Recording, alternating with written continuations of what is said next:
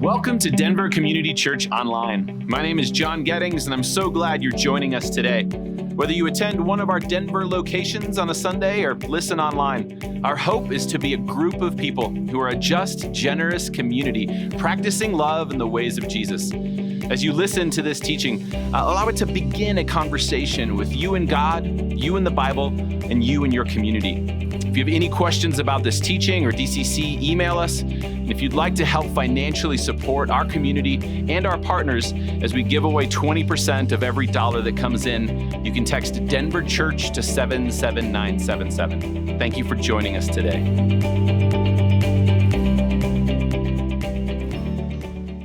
All right. Hey, good morning. Good to see you all. I was just at Wash Park, and hopefully it's not on recording, but I'm from uptown. I love this place. I'm so glad to be here. It's good. I love being at Wash Park. They're fantastic, but they're not uptown. It's good to see you guys. Oh, I'm going to get in trouble for saying that. It's so good to be here. I love being in this room with you. Hey, we are finishing a 4-week series on justice. We're doing that today. Over the last several weeks, we've covered a variety of topics regarding justice, trying to root ourselves in the historic Christian scriptures, root ourselves in the life of Jesus and who he was, and asking the question, what does justice look like in our world today, and how do we become a part of it? How do we become contributors toward justice? And I want to finish that series today by talking about the concept of peacemaking. And when I say peacemaking, it probably conjures up all kinds of different thoughts for you based on your experience of how you understand peace in our world. But I want to begin our time of talking about peace and why it's so important to me. Because I think that a lot of times when we talk about peace, we're talking about this concept of the absence of conflict, or the idea that this idyllic state of this place like that we can't really put our hands on too much. It's not very tangible for us, but it's kind of like what we hope for, the idea that there wouldn't be war, there wouldn't be conflict, and that we need to get along. And I've appreciated, and maybe more than ever, we need the fact that over the last several weeks, the concept of unity has come up over and over again. But as I finish this series, I really want to talk about what it means to be a peacemaker in our world, because I think when we talk about unity and we throw around words like peace, sometimes they become throwaway words for us. And we lose the powerful reality, the truth, that to be peacemakers and to achieve unity does not come without the cost of great conflict. To be people who stand for and work for justice in our world, to literally be peacemakers, oftentimes comes with a cost. And it's not easy.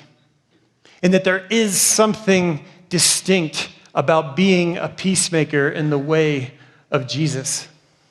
So I want to start with Dr. Martin Luther King. This last week, we celebrated, as we do every year, Martin Luther King Jr. Day. Maybe you got to be a part of the parade, which is one of the largest parades in the country that happens just right there on Colfax, beginning at City Park and ends at Civic Center Park. And many of you may not know, we all know about the legacy of Dr. Martin Luther King Jr. I don't feel like, because of where I grew up and how I grew up, I didn't know a lot about Dr. Martin Luther King. I had my perceptions.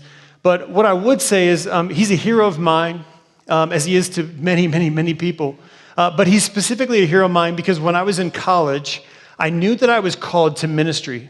But honestly, my proclivities were more toward cross-cultural work. I saw myself as someone who, in the spirit of Dr. King, was called to cross boundaries. And so I spent a time and lived in Kenya for over a year, and then have always been a part, sort of like the thread of my life has been being called to cross-cultural situations. And so when it came to being a pastor, I had thought about the pastor in a very specific way, and I thought, I don't know that I want to do that because I don't know what allowed me to do the work I'm called to. But it was learning and understanding the life and the work of Dr. Martin Luther King Jr. that began to transform my understanding of what it meant to be a pastor, because before he was an incredible orator, before he was an activist, before he was literally a global icon, he was first and foremost literally a parish pastor. He had a congregation that was smaller than our church that he cared for, that he served at, that of course he preached with incredible oratory gifts we could all inspire to. But he was a pastor. And so he really redefined and challenged me on my understanding of what it means to be a pastor in the world, and that activism and care for the least of these and working for some of the world's most important niches did not have to be divorced from being a pastor and offering pastoral care, but actually those two were inextricably linked. He transformed my understanding. And what I love about Dr. Martin Luther King, because one of his primary themes is this concept of peacemaking in our world, is that first and foremost, his concept of peace was not some liberal concept of some idyllic state that we could one day achieve, but it was rooted and rounded in the life and the teachings of Jesus Christ. It was rooted in kind of this concept of peacemaking as a sufferingly costly way in our world. It was grounded in the Jewish concept of shalom, which is not peace as we often talk about it, but it really is this concept of holistic thriving. It's rooted in the concept of justice. They're inseparable. Peace in our world means things are the way they're supposed to be. It's bringing things to rights. And this was the foundation of Dr. Martin Luther King and his work. And so one of my favorite quotes is a simple quote. It's on the Martin Luther King Jr. Memorial in Washington. I was there this past October, and I saw that. And it says this, you've probably heard it. He says, peace is not merely the absence of conflict, but the presence of justice. Now, I've always loved that quote, and it's been foundational to my understanding of what it means to be a peacemaker and how we understand peace from the life of Jesus and who he was and what it can mean in our world. But it has context. And just a while back, I was reading about that quote, and it came from a sermon that he gave in 1954 in Birmingham, Alabama. And it was the day before his first trial, after he had been arrested for breaking an anti-protest law in Birmingham, Alabama, that had to do with the desegregation of the University of Alabama. And he was speaking about how many people in the community were talking about, they were really impressed that things were really peaceful in Birmingham following a day of protest, and they were really happy about that. They were thankful that things were peaceful. And so having said that, start with the original quote. Peace is not merely the absence of conflict, but the presence of justice. Dr. King goes on in his sermon, he says this. He says, and even if we didn't have this tension, we still wouldn't have positive peace. Yes, it's true that if we accept this peace, this exploitation and injustice, there will be peace, but it would be an obnoxious peace. It would be a peace that boiled down to stagnant complacency and deadening passivity. And if peace means this, I don't want peace. I think the genius of Dr. King is he brought people together, and he spoke in such a way, and he cast a vision in such a way that we were all compelled of this common understanding of a common humanity. Despite what you thought, no one could argue with the fact that Dr. King called people to a common humanity, bringing them together and saying, we need one another. Injustice anywhere is injustice everywhere, and a threat to it is something we need to give our attention to. But what oftentimes is probably overlooked, and probably from someone who sees Dr. King from a distance, is I don't know how hard it was. And Dr. King was someone who could sort of press. He could bring challenge in a way that I think is really difficult for us. A way that even then and now, if he were alive today, and we had the gift of his life today, I think to carry on his legacy means that we're people who both acknowledge this common humanity as a foundation of who we are and what it means to build unity, but also move toward a calling that says things cannot remain this way. Because if this is peace, if the status quo is just how it's going to be, it's a bit obnoxious. And maybe not for me, maybe not for you all the time in ways that we can notice, but for a lot of people, it's obnoxious and things cannot stay this way. You see, by personality and temperament and probably family of origin and all that kind of stuff, I'm a peacekeeper. I can stand up here and you guys think, oh, you're so courageous. No, I think whether it's in my family, my closest relationships, in my marriage, I generally like to just keep things nice and smooth. I'm definitely more comfortable that way. And so to be someone who cares about peacemaking in our world, I think I'm more of a peacekeeper. I like to just keep the peace. I don't like challenge in general. I resist it. But I think that if we're true to who Jesus was when he talked about peace, when he said, "Blessed are the peacemakers," that is not a nice saying that needs to be crocheted on a wall or put on a refrigerator magnet. To be a peacemaker in our world is truly a subversive act. It's uncomfortable and it's costly. If you would turn with me to Luke chapter 10, we're going to look at verses 25 through 35. Luke chapter 10. There's probably no other place where, if we get curious and explore a text, we see just how subversive being a peacemaker is in our world. I want to look at a text that we looked at not too long ago.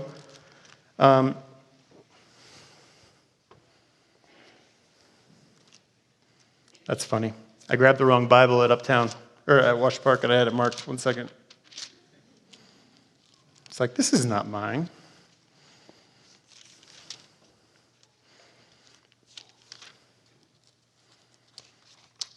This is the passage that many of you are familiar with. It's the passage of the Good Samaritan. We're going to begin in verse 25. On one occasion, an expert in the law stood up to test Jesus, and he said, "Teacher," he asked, "what must I do to inherit eternal life?" Jesus responded, "What is written in the law?" He replied. "How do you read it?" He answered, "Love the Lord your God with all of your heart, with all of your soul, and with all of your strength, and with all of your mind, and love your neighbor as yourself." "You have answered correctly," Jesus replied. "Do this, and you will live." But he wanted to justify himself, so he asked Jesus, "And who is my neighbor?" In reply, Jesus said, "A man was going down from Jerusalem to Jericho when he was attacked by robbers. They stripped him of his clothes, beat him, and went away, leaving him half dead. A priest happened to be going down the same road, and when he saw the man, he passed by on the other side. So too a Levite, when he came to the place and saw him, passed by on the other side. But a Samaritan, as he traveled, came where the man was, and when he saw him, he took pity on him. He went to him and bandaged his wounds, poured on oil and wine. Then he put the man on his own donkey and brought him to an inn and took care of him." So you may or may not be familiar with the story, but we literally have laws in our country that are written inspired by this story. It's one of the more popular sort of parables that Jesus taught. But I'm hoping this morning you would see that I believe this teaching is one of the most subversive teachings we can sort of embrace, that give us a path on what it means to be a peacemaker in our world. So we're told that a man, and in this context it's not so explicit, we'd assume it's a Jew because Jesus is speaking to another Jew, and he's in a very Jewish context. He said a Jew, a common man, was walking from Jerusalem down to Jericho. So an area that's a very desolate road. Even today, it's sort of there's not a lot there because there's a huge elevation decrease from Jerusalem down to Jericho. If one were to travel that road, it's a very vulnerable way to go because things like this can happen. You could be jumped, right? You could be beaten, robbed like this man was. And so we're told that another Jew, but not just a Jew, a religious person, a priest, came by, and when he saw the man, he moved to the other side of the road and went on his way. He ignored him. Then we're told that a Levite, another very religious person, someone who was born into the priesthood, who would have great position and reputation, sees this man, a brother, and he ignores him. He goes on his way. Then we're told a Samaritan comes along. Now, a Samaritan and the Jews did not get along in their day in the first century. Samaritans were people who several hundred years ago, before that, during the time that Jerusalem was sacked by a foreign nation, they were a people who intermarried with that foreign nation. And so they were seen as half-breeds or half-Jews. It was that their lineage was, they have a Jewish ancestry, but they had born into foreigners. And so for them, they were seen oftentimes as dogs. They were seen as subhuman. There was a deep racism against and between Jews and Samaritans. And because of that intermarrying, that the Samaritans had different religious beliefs than the Jews, and so they were seen as compromisers. They were seen as those that didn't have the true revelation of the true word. There was religious prejudice against them, and it went both ways. They were a minority group, and so they didn't have as much power in this area in Jerusalem in the first century in Israel.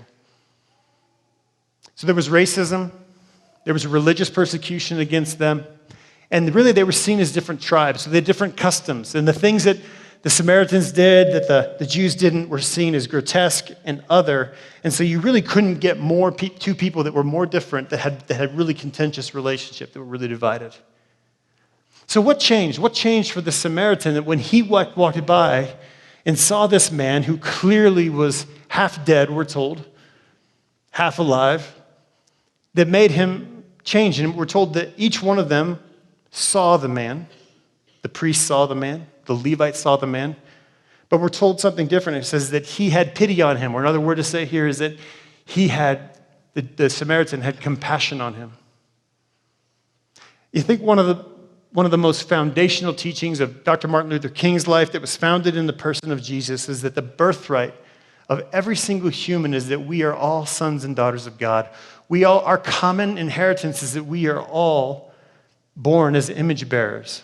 The term for this is imago Dei, the image of God.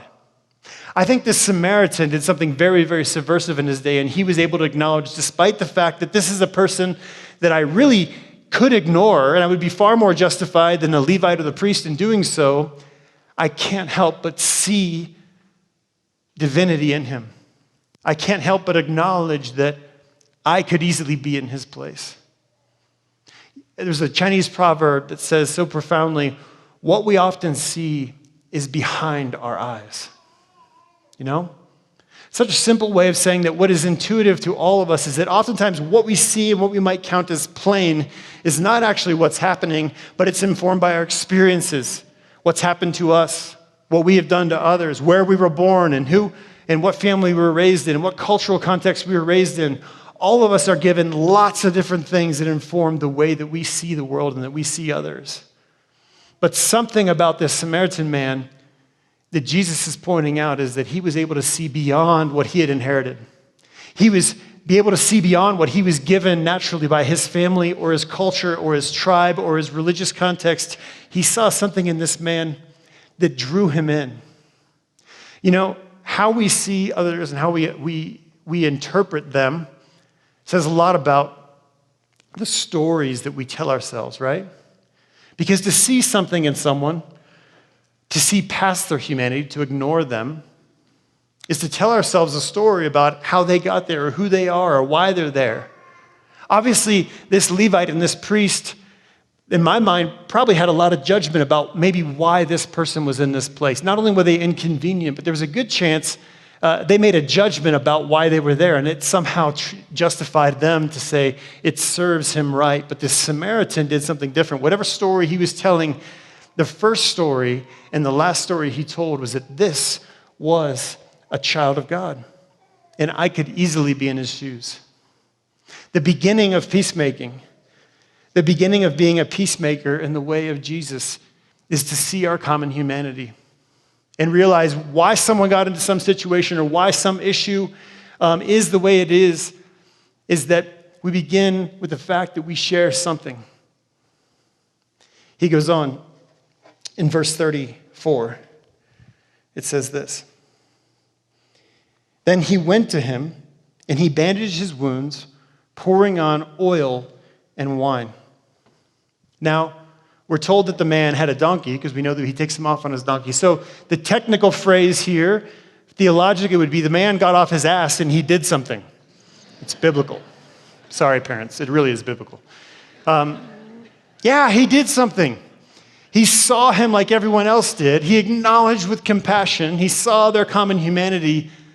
But then he got down off his donkey and he moved toward him. He saw him and then he immersed himself. He immersed himself in this man's world. He got close. To me, the next step in peacemaking, of anything I've ever learned about mercy work and justice work, is that it's an issue of proximity. My friend Michelle Warren, who pastors just down the road for several decades, wrote a book about the power of proximity and how really in her life work of doing justice, as she calls it, on the Jericho Road, is this question of am I going to get close? Because we can see something and we can, like, one of the things we love the most about Dr. King is this common humanity. But most of us are really, really uncomfortable when we get close, right? The person whose position we don't like, the person who maybe disgusts us, the person who we don't really, they're dirty. Yeah, fill in the blank for you on what it is, but it's really hard to choose to not keep going. There's a lot of centrifugal force that keeps us going in the direction on how we see the world and how we think. It is hard. It is costly to get close. But to be a peacemaker, we need to put ourselves in another person's shoes. And this is really subversive in the American context, isn't it? You know, I think a lot of times my friend John Huckins, who does this sort of work, talks about the idea of when we immerse ourselves in someone else's shoes, what we're choosing to do is move from being the hero to becoming a learner. The word I like the most is curiosity. It's not until we get close and we choose curiosity about another person, to put ourselves in their shoes, to begin to interrogate the stories we might have told ourselves about them and why they got there and what they need and how they got there and what's the best thing for them. You see, in our American context, it's very heady, and we go very quickly to solving problems and making decisions on other people's behalves. Whether you post it on Facebook or actually talk about your political views or ideological views with others, we all have them, right? And they're informed by something. I think what Jesus is challenging is that we have to get in the shoes of the other and take a few steps in their shoes, in their life, before we make any assumptions about what they need and why they need it, who they are and how they got there. It's to become a learner and exercise curiosity. This is what it means to follow Jesus. I remember more than a year ago, in December of 2018, my friend Greg invited me to go to the detention center. It wasn't the first time. To be honest with you, I was invited to go to the detention center over in Aurora. And at the detention center, there's about 1,300 to 1,400 people who are in detention from all parts of the world who have found their way into our immigration system for a lot of different reasons. And I have been invited in the past to go to prayer vigils, which are barely an act of courage, really just to show up and pray. And I'd never gone, to be honest with you. Been asked for over 10 years, I've never gone. Because in my job, there's always different things to be involved in, right? Different opportunities to serve and justice work. But I felt compelled, and I went. I did a visit, and I was so compelled by that, by being moving close, that I felt called to sign up and do some pastoral care in the detention center. And I tell you, I can still remember that cold December morning, driving there after dropping my kids off at school, and driving into the detention center, and making a choice to go inside. And I had a little badge and everything, and they were all really kind, but you walk into that environment, it's very sterile, it's very controlling, and it's pretty much like a prison if you've ever been there. And to be locked into a pod with about 100 other people who are there for a variety of reasons from all across the world, I felt really, really uncomfortable. For me, immersing myself in that context, I thought I was brave, and then I got there, and I thought, I feel so inadequate. I feel so vulnerable. But it wasn't till I went there, and I had my first time, and I got through it, and then I went back, and I had conversations with people. I began to learn and grow and hear about their stories that challenged my understanding, that challenged the stories I told myself. By actually praying with these men and women and hearing about their stories and their families and hearing their prayer requests. And the one synonymous prayer request that everyone has, which is obvious, is that I want to be out of here and be with my family, pray for my kids, pray for my mom, my dad, my loved ones. Over and over again, I began to see and move toward compassion, to realizing there was a lot more going on than I knew. To be peacemakers, we need to see, and then we need to immerse ourselves. Picking up in verse 34, it continues. It says, he went to him, bandaged his wounds, pouring on oil and wine. Then he put the man on his donkey, brought him to an inn, and took care of him. The next day he took out 2 denarii and gave them to the innkeeper. Look after him, he said, and when I return, I will reimburse you for any extra expense you may have. This man saw them. He immersed himself in his context. And then he went and he did something so radical and so costly that he paid a great price to take care of this man. But I think the cost went beyond that. It wasn't just the money, and the money's a big deal, and the money's a big deal to us. It's a big deal to me, I'll say that. Generosity is oftentimes hard. This man lavished it on someone that everyone would say, you have no business doing. But I think about this man putting him on his donkey and then walking to wherever he went. We're not told. Maybe he went to Jerusalem, maybe he went down to Jericho, maybe he went to another small town in the area. But think about what he was doing. Even beyond the money, think about his reputation. Think about what it meant to be seen helping a Jew and what people would have said about him. The ways that might have compromised his respectability, even compromised his courage. See, I think when we put ourselves in a situation and we see them and we draw near and we immerse ourselves, but then we begin to fight for them. We contend for them. And if we choose to do that, there's oftentimes a suffering that accompanies that. There's a loss. There's a sacrifice. And you know what keeps me in this? As I think about that and I'm honest with myself about what that has meant to me at times, which honestly is very few times that it's really cost me something. Usually it comes back with, it's been a great joy and a gift to me. But sometimes showing up, particularly in our culture today, I think when we show up on behalf of others and we want to be peacemakers, it will cost us something. Cost us something with our family, cost us something with our coworkers, maybe even cost us something in our immediate family. Because oftentimes to be a peacemaker in our world is going to challenge a predominant narrative that has a lot of centrifugal force that wants to keep going in the same directions. It wants you to be a peacekeeper. That if you talk about racial justice and it gets uncomfortable with your family and friends, you're going to be seen as liberal or divisive. People will make it all about them because they're going to give you their discomfort. If you talk about education reform or immigration reform in our world, it's going to cost you something because people are going to be really, really uncomfortable, as if you're helping at them, right? That's what we do as humans. We get uncomfortable. And I think that we can talk about the money and all the different things there, but I think for many of us, our reputation is the thing that can often hurt the most and can be the most divisive. But you know, I've been so inspired, and the reason why I want to share this morning, why I think that we need to become those who have learned, become curious, and then begin to contend on behalf of others, because I've drawn courage from you, because in this last year, I've seen incredible courage in this community. You all have helped me along as a peacemaker, because I know many of you here have spoken out about things like racial justice and suffered in your employment, in your job, and your reputation has suffered. People have said false things about you. People have made up stories about you. They've not believed the best in you, and you've suffered.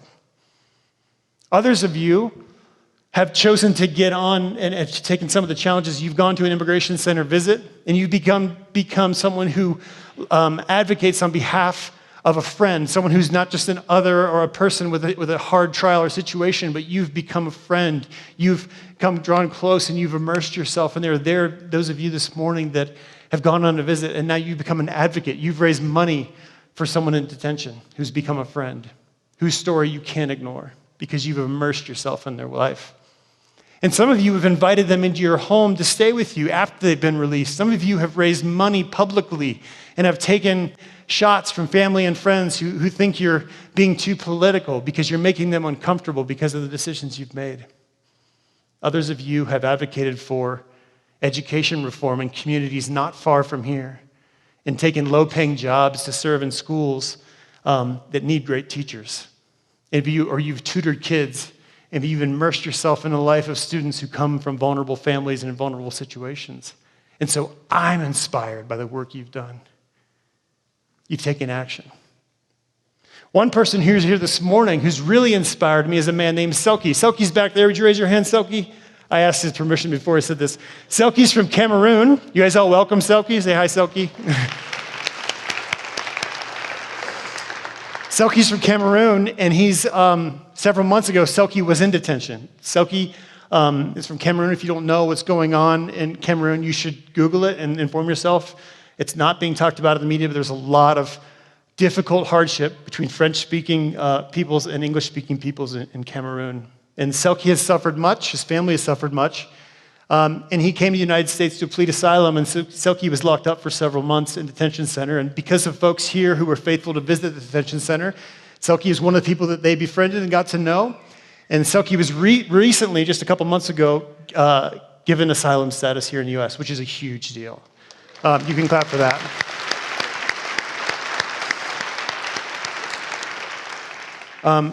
And so what's really inspiring about Selkie's work is not everything he's endured, because he's endured a lot, unspeakable things. But what's more so inspiring is that Selkie now does visits every Sunday morning with a group of DCCers who go back to the detention center. The very place that Selkie suffered, and suffered a lot, he goes back to fight and to contend on behalf of others who are in detention. So thank you, Selkie. Thank you for your courage and your love and the way you do that so well. It's inspired me. Selkie and many others in our community have inspired me because you are waging peace.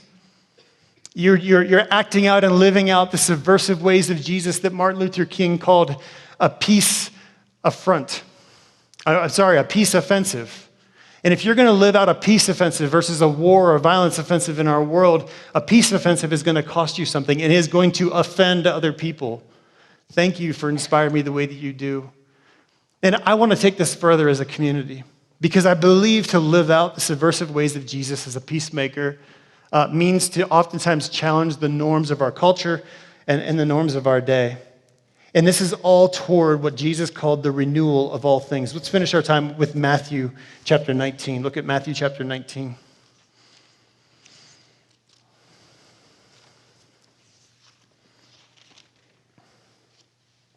At the end, this is toward the end of Jesus' ministry, and he talks about the renewal of all things. Jesus says this, speaking to some of his followers. He says, "Truly I tell you, at the renewal of all things, when the Son of Man sits on his glorious throne, you have followed me will also sit on 12 thrones, judging the 12 tribes of Israel. And everyone who has left houses or brothers or sisters or father or mother or wife or children or fields for my sake will receive 100 times as much and will inherit eternal life. But many who are first will be last, and many who are last will be first." Jesus is speaking to those of his followers who have lost something for his sake, who have lost something for the sake of justice, lost something for the sake of what Dr. Martin Luther called the long arc of history that bends toward justice. Jesus is saying there will one day be a new economy. There will be a new society. There is hope in something that will be reordered. Things will be like Shalom. Things will be made right. This is the renewal of all things. And so every time we act out as peacemakers and we do the costly work of seeing others in compassion, immersing ourselves in their lives, and becoming those who contend on their behalf, we're joining in the great, great legacy of Jesus' followers who are working toward the renewal of all things. You see, to do this kind of work, to be a peacemaker in our world, is to sort of rehearse prophetically what will one day be. It's to live out hope. It's to live into actions that speak toward a greater future, the renewal of all things. And so this morning, inspired by the legacy of the peacemaking that you all have done, we've been doing some work over the last couple of months, and we're excited to announce this morning a new initiative of Denver Community Church called Project Renew.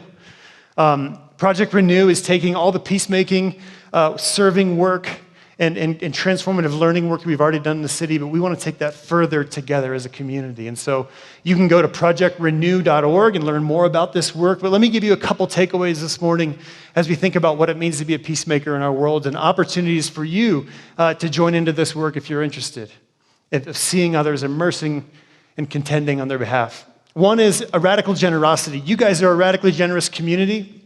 I'm so thankful.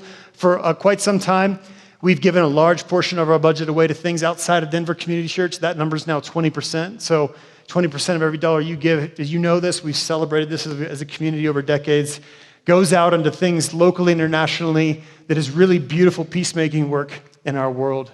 We're going to further that And so because of the generosity of this church, we're able to take any dollar that you give goes toward that work, dollar for dollar, toward that justice work in our community and around the world. And so because of the work of those who are doing immigration center visits, and have identified immigrants who are in need of asylum, who deserve fair and equal representation, we've started a legal defense fund. And so if you're interested in giving to that fund, we started out with $5,000 because of your generosity, and we've had other people join on board. And so if you want to give to that fund, you can give to it today at projectrenew.org or in the coming months, and every dollar that will go toward legal defense and equal representation for those who are asylum seekers or otherwise who deserve fair representation. So we're super excited about that, the legal defense fund. So that's there on the website. Also, we talked about immersion this morning and immersing ourselves in the context of those who need peace in their lives. And so transformative learning is another value of Project Renew. And so we want to deepen and further the learning that we do as a community. And so one of the ways we do that is just by doing neighborhood walks and getting to know the place we're planted. And we want to start that here in the Uptown neighborhood because it's such an important neighborhood for our community. And so we have 3 of those in the next few weeks you can come and be a part of at projectrenew.org. You can sign up. We're going to do them on Saturday morning and Sunday after church. We're going to spend time together, get to know this immediate footprint. We're going to spend time learning about addiction, learning about homelessness here in the community, and visit some of the partners and the work they're doing. And then we're going to finish with a meal in context and hear from some of the folks who need some peace in their lives, just so we can sharpen our understanding and begin to appropriately immerse ourselves in this context. And then lastly, creative service. If we're going to be peacemakers, we have to live into creative love in our world. And that means not through violence, but this sort of peace, the peace offense that Martin Luther King Jr. talked about. And so one small way you can start by doing that work is Dry Bones is one of our local partners. They work with youth at risk. We've been a longtime partner for them, and several of you are serving with them on an ongoing basis. But there's a Dry Bones 101 class, which is how you get in to be a volunteer with Dry Bones, is that you learn about their context and learn about their work. And so if you're interested, we'd encourage you just to go today and see if that works for you, to sign up for that class and learn about homeless youth and the transit nature of Denver. We're one of the largest cities in the country that has one of the highest statistics of transient youth here in Denver. And it's a huge issue. It's a big reality for our city, and it's one that's oftentimes unseen. And Dry Bones is doing incredible work for that. So thank you. Thank you for your generosity. We're super excited. In the next couple of months, you're going to hear more about the work of Project Renew, which is just a deepening of what we've always done.